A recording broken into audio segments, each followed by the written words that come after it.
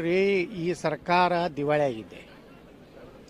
ಇನ್ನೂ ಇದೇ ರೀತಿ ಹೋಗಿದ್ರೆ, ಯಾವುದೇ ಕರ ಹೆಚ್ಚು ಮಾಡಲಾರ್ದು ಹೋಗಿದ್ರೆ ಸರ್ಕಾರಿ ನೌಕರದಾರ ಸಂಬಳ ಕೊಡ್ಲಿಕ್ಕೂ ಸಹಿತ ಈ ಸರ್ಕಾರ ಬಳಿ ದುಡ್ಡು ಇರ್ತಿರ್ಲಿಲ್ಲ. ಇವತ್ತು ಅವರು ಲೋಕಸಭೆ ಮುಗಿದ ಮೇಲೆ ದಿಢೀರ್ನೆ ಗ್ಯಾರಂಟಿಗಳನ್ನು ರದ್ದು ಮಾಡಿಬಿಟ್ರೆ ಪೂರ್ತಿ ದುಷ್ಪರಿಣಾಮ ಆಗ್ತದೆ ಅಂತ ಹೇಳಿ ಜನರ ಮೇಲೆ ಒಂದು ಕಡೆಯಿಂದ ತಗೋತಾರೆ, ಇನ್ನೊಂದು ಕಡೆಯಿಂದ ಕೊಡುವಂಥ ವ್ಯವಸ್ಥೆ. ಅದ್ರ ಜೊತೆಗೆ ವ್ಯಾಪಕ ಭ್ರಷ್ಟಾಚಾರ ಇವತ್ತು ಎಲ್ಲ ಮಂತ್ರಿಗಳು ಮಾಡ್ಲಕತ್ತಾರೆ. ನಿನ್ನೆ ಬೆಂಗಳೂರಿನಲ್ಲಿ ಸಾವಿರಾರು ಕೋಟಿ ರೂಪಾಯಿ ಆಸ್ತಿ ಬೇನಾಮಿಯಾಗಿ ಇಬ್ಬರು ಮಂತ್ರಿಗಳು ಇವತ್ತು ಆ ಆಸ್ತಿಯನ್ನು ಯಾರು ಕಂದಾಯ ಮಂತ್ರಿಗಳ ವಿಧಾನಸಭಾ ಕ್ಷೇತ್ರದಲ್ಲೇ ಸುಮಾರು 13 ಎಕರೆ ಮತ್ತು 7 ಎಕರೆ ಖರಾಬತ್ ಹೇಳಿ ಸುಮಾರು 20 ಎಕರೆ ಜಮೀನನ್ನು ಇಬ್ಬರು ಮಂತ್ರಿಗಳ ನೇತೃತ್ವದಲ್ಲಿ ಇವತ್ತು ಎಲ್ಲ ಅಕ್ರಮ ಕಾನೂನು ಇದನ್ನು ಮಾಡಿ ಇವತ್ತು ಕಾಗದ ಪತ್ರಗಳನ್ನು ರೆಡಿ ಮಾಡಿ ಇವತ್ತು ಇದು ಏನದ ಅದನ್ನು ಜಮೀನನ್ನು ಕಬಳಿಸಿದ್ದಾರೆ. ಜಿಲ್ಲಾಧಿಕಾರಿಗಳು ಎಲ್ಲರೂ ಅದನ್ನು ತನಿಖೆ ಆಗಬೇಕು, ಅವ್ರನ್ನ ಮೇಲೆ ಇದು ಆಗಬೇಕಂದ್ರೂ ಇನ್ನೂವರೆಗೆ ಸರ್ಕಾರ ಯಾವುದೇ ರೀತಿ ಕ್ರಮ ತಗೋತಾ ಇಲ್ಲ. ಭ್ರಷ್ಟಾಚಾರ ಇನ್ನೂ ಸಕ್ಕರೆ ಏನು ಮಂತ್ರಿ ಅದಾರಲ್ಲ ಅವ್ರದ್ದು ಒಂದು ದೊಡ್ಡ ಭ್ರಷ್ಟಾಚಾರ ಇಟ್ಟರಲ್ಲಿ ಹೊರಗೆ ಬರ್ತದೆ. ಅಂದರೆ ಇವರು ಎಲ್ಲ ಮಂತ್ರಿಗಳು ಲೂಟಿ ಮಾಡ್ಲಿಕ್ಕೆ ನಿಂತಿದ್ದಾರೆ. ಗ್ಯಾರಂಟಿ ಕೊಟ್ಟಿದ್ದರಿಂದ ಅವ್ರಿಗೆ ಡೆವಲಪ್ಮೆಂಟ್ ಅಂತೂ ಏನೂ ಇಲ್ಲ, ನೀರಾವರಿ ಯೋಜನೆಗಳಿಗೆ ಹಣ ಇಲ್ಲ, ಯಾವುದೇ ರಸ್ತೆ ಕಾಮಗಾರಿಗೆ ಹಣ ಇಲ್ಲ, ಉಳಿದ ಜನರಿಗೆ ಬೇಕಾದಂಥ ಮೂಲಭೂತ ಸೌಕರ್ಯಗಳಿಗೆ ಇವತ್ತು ಸರ್ಕಾರದ ಬಳಿ ಹಣ ಇಲ್ಲ. ಈ ರೀತಿ ಇವತ್ತು ಬಸ್ ಏರಿಕೆ ದರ ಏರಿಕೆನ ನಿಶ್ಚಿತವಾಗಿ ಏರಿಸ್ತಾರೆ. ಎಲ್ಲನೇ ಏರಿಸಿದ್ರು, ಸ್ಟ್ಯಾಂಪ್ ಡ್ಯೂಟಿ ಹಿಡಿದು ಮರಣ ಉತ್ತಾರ ಹಿಡಿದು ಇವತ್ತು ಬಸ್ಸಿನ ದರಕ್ಕೆ ಬಂದಿದೆ. ಮೊನ್ನೆ 3 ರೂಪಾಯಿ ಡೀಸೆಲು 2 ರೂಪಾಯಿ ಪೆಟ್ರೋಲ್ ಮಾಡಿದ್ರು. ಇನ್ನು ಬಸ್ ದರ ಏರಿಕೆ ಮಾಡ್ತಾರೆ. ಎಲ್ಲೆಲ್ಲಿ ಮದ್ಯ ಅಂತರೂ ಮಾಡಲಿ, ಮದ್ಯದ ಬಗ್ಗೆ ಏನು ಹೆಚ್ಚು ಮಾಡಿದ್ರು ಏನು ತೊಂದರೆ ಇಲ್ಲ ನಮಗೇನು.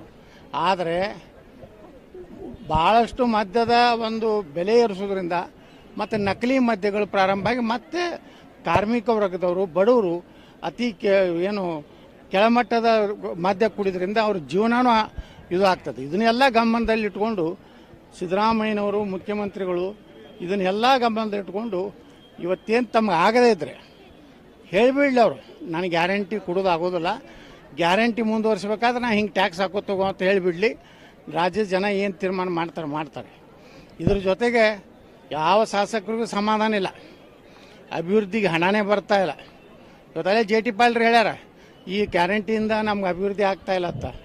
ಮತ್ತು ಚಲುವರಾಯಸ್ವಾಮಿ ಹೇಳ್ಯಾರ ಅವ್ರ ಸಚಿವ ಸಂಪುಟದಲ್ಲಿ ಶಾಸಕರಲ್ಲಿ ಈ ಗ್ಯಾರಂಟಿಯಿಂದ ನಮಗೇನೂ ಲಾಭ ಆಗಲಿಲ್ಲ, ನಾವು ಗ್ಯಾರಂಟಿ ಕೊಟ್ಟರೆ 28 ಲೋಕಸಭಾ ಗೆಲ್ತಿದ್ವಿ ಅಂತೇಳಿ ತಿಳ್ಕೊಂಡಿದ್ರು. ಆದರೆ ರಾಜ್ಯದ ಜನ ಭಾಳ ಬುದ್ಧಿವಂತರು, ವಿದ್ಯಾವಂತರು, ಸುಶಿಕ್ಷಿತರು ಅದಾರ ಅಂತೇಳಿ ದೇಶಕ್ಕೆ ಯಾರು ಬೇಕೋ ಅವ್ರಿಗೆ ಓಟ್ ಹಾಕ್ತಾರೆ, ರಾಜ್ಯಕ್ಕೆ ಯಾರು ಬೇಕೋ ಅವ್ರಿಗೆ ಓಟ್ ಹಾಕುವಂಥ ಸಾಮರ್ಥ್ಯ ಇಡೀ ದೇಶದಲ್ಲಿ ಯಾವುದಾದ್ರು ಕರ್ನಾಟಕ. ಅದನ್ನು ಈ ಗ್ಯಾರಂಟಿಗೆ ಆಶೆ ಆಮಿಷಗೊಳಗಾಗದೆ ನಮ್ಮ ರಾಜ್ಯದ ಜನ ಈ ಚುನಾವಣೆ, ಲೋಕಸಭೆ ಚುನಾವಣೆ ಇನ್ನೂ ನಮ್ಮ ತಪ್ಪಿನಿಂದಾಗಿದೆ. ನಮ್ಮ ಪಾರ್ಟಿಯವರು ಒಳ ಒಪ್ಪಂದದಿಂದ ಕೆಲವೊಂದು ಸೀಟ್ ಕಳ್ಕೊಂಡಿದ್ದೀವಿ ಹೊರತು ಭಾರತೀಯ ಜನತಾ ಪಾರ್ಟಿ ನರೇಂದ್ರ ಮೋದಿಯವರು ವಿಶ್ವಾಸದ ಕಡಿಮೆ ಆಗಿಲ್ಲ ಕರ್ನಾಟಕದಲ್ಲಿ. ಸರ್, ಈಗ ಚನ್ನಪಟ್ಟಣದ ಉಪಚುನಾವಣೆ ಸಂಬಂಧಪಟ್ಟಂಗೆ ಇವರು ಬೆಂಗಳೂರು ಗ್ರಾಮಾಂತರ ಸೋತರು ಕೂಡ DK ಶಿವಕುಮಾರ್ ಫ್ಯಾಮಿಲಿಯಲ್ಲಿ ನಿಲ್ಲಿಸಬೇಕು ಅಂತೇಳಿ ಪ್ರಯತ್ನ ಮಾಡ್ತಾರೆ.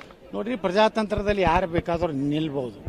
ಆದ್ರೆ ಒಂದಂತರೂ ಈ ದೇಶದಲ್ಲಿ ಒಂದು ಕಾನೂನು ತರಬೇಕು, ತಿದ್ದುಪಡಿ ಏನಂದರೆ ಕಾನೂನಿನಲ್ಲಿ ಅದೇನೆಂದರೆ ಒಮ್ಮೆ MLA ನಾ ಈಗ ಇದ್ದೀನಿ, ಬಿಜಾಪುರ MLA ಇದ್ದೀನಿ, ನಾಳೆ ಯಾವುದೋ ಒಂದು ಕರ್ನಾಟಕ ವಿಧಾನಸಭೆ ಯಾವುದೋ ಒಂದು ಉಪಚುನಾವಣೆ ನಡೀತಾ ಅಲ್ಲಿ ಹೋಗಿ ನಿಂದಿರ್ತೀನಿ ಅನ್ನೋಂಥದ್ದು ಇದು ಒಳ್ಳೆಯದಲ್ಲ. ಇದು ಕಾನೂನು ತಂದು ಒಂದು MLA ಅಥವಾ ಒಂದು MP ಅಲ್ಲಿ ಹಾಲಿ ಇದ್ದಾಗ ಮತ್ತೊಂದು ವಿಧಾನಸಭೆ ಅಥವಾ ಲೋಕಸಭೆಗೆ ಸ್ಪರ್ಧೆ ಮಾಡುವಂಥ ಅವಕಾಶವನ್ನು ಚುನಾವಣಾ ಆಯೋಗ ತಿದ್ದುಪಡಿ ಮಾಡಿ ಕೊಡಬಾರ್ದು.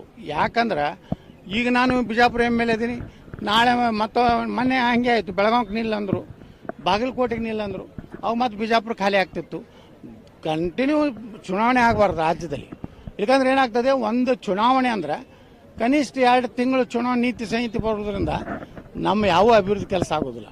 ಅದಕ್ಕೆ ನಾವು ಚುನಾವಣಾ ಆಯೋಗಕ್ಕೆ ವಿನಂತಿ ಮಾಡ್ಕೋದೇನೆಂದರೆ ಯಾರು ಸಿಟ್ಟಿಂಗ್ MLA ಸಿಟ್ಟಿಂಗ್ MP ಏನದಾರ ವಿಧಾನಸಭೆಗಾಗಲಿ ಲೋಕಸಭೆಗೆ ನಿಲ್ಲಕ್ಕೆ ಅವಕಾಶವನ್ನು ಕೊಡಬಾರ್ದು.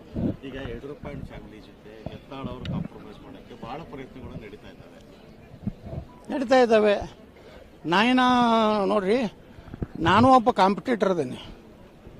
ಏನಂತೇಳಿ ಅವರು ನನ್ನ ಜೋಡ ಷರತ್ತು ಹಾಕ್ತಾರೆ, ನನಗೆ ಹೇಳಿದ್ರು ರಾಷ್ಟ್ರೀಯ ಪ್ರಧಾನ ಕಾರ್ಯದರ್ಶಿ ಮಾಡ್ತೀವಿ ಅಂತ. ನಾವು ವಿಜೇಂದ್ರ ಹೇಳ್ದ ನೀನೇ ರಾಷ್ಟ್ರೀಯ ಪ್ರಧಾನ ಕಾರ್ಯದರ್ಶಿಗೂ ನಾ ರಾಜ್ಯಾಧ್ಯಕ್ಷ ಆಗ್ತೀನಿ.